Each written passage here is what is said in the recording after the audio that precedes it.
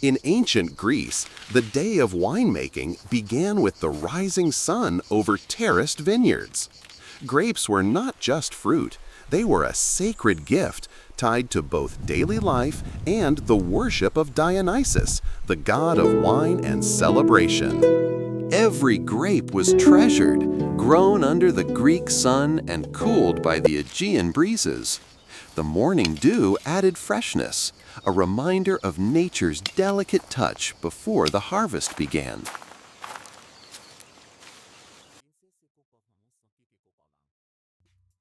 With wicker baskets heavy with grapes, women carried the harvest toward the village. Their graceful movements reflected not only labor, but also the timeless beauty celebrated in Greek art and culture. The harvest was carried into stone courtyards at the heart of the village. These courtyards became the stage for the next step in winemaking, pressing the grapes, a ritual blending hard work with festivity. Before the grapes could be pressed, they were carefully washed in cool stone basins. This cleansing ritual ensured purity, preparing the fruit for the sacred transformation into wine. Once cleaned, the grapes were gathered into large stone or clay basins. This stage marked the transition from harvest to the sacred ritual of pressing, a moment steeped in tradition.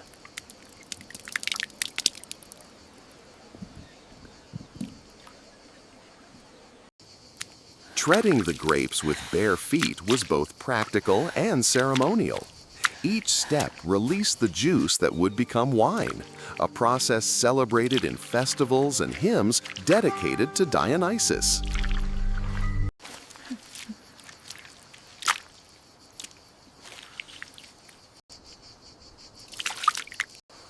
The freshly pressed juice was poured into amphorae, large clay vessels that would preserve it for fermentation.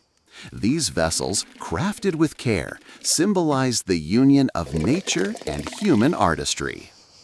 After pouring, the grape juice began its slow transformation in the amphorae. Fermentation turned the sweet nectar into wine, a process observed closely, for patience and care were essential to honor both tradition and Dionysus himself. The final step involved sealing the wine with pine resin, a practice known as retsina. The resin was lightly warmed, poured over the amphora, and stamped with a seal, preserving the wine for months to come.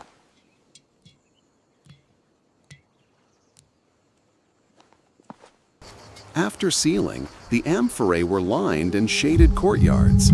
Each bore the maker's mark, a signature of craftsmanship and pride, preserving both wine and legacy.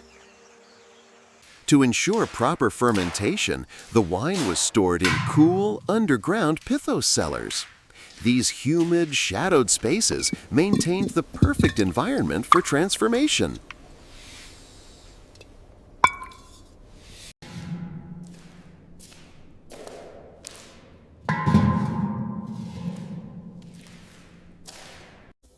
Fermentation had begun, tiny bubbles rising and forming foam.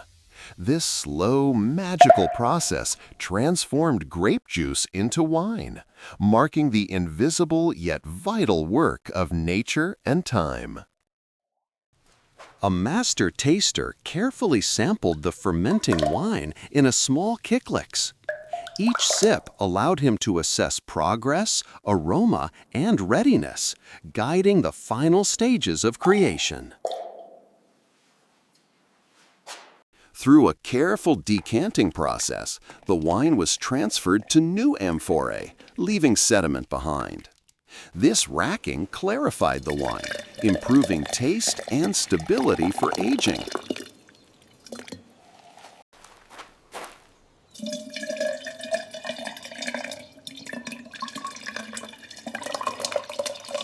At bustling harbor markets, amphorae were inspected and traded.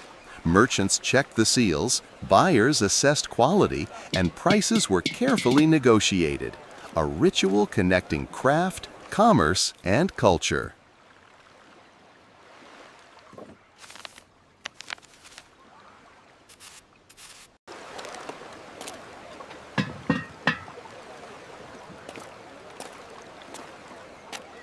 At the symposium, wine was savored with conversation, music, and rhythm.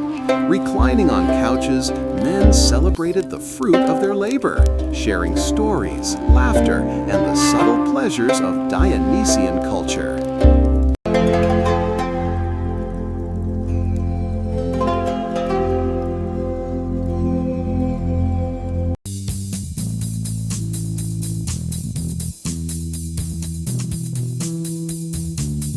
Dionysian rituals celebrated wine and life. Participants danced with vine branches and leaves, accompanied by small fires, honoring the spirit of the god of wine, joy, and fertility.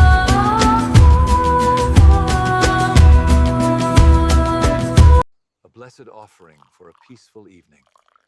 May it bring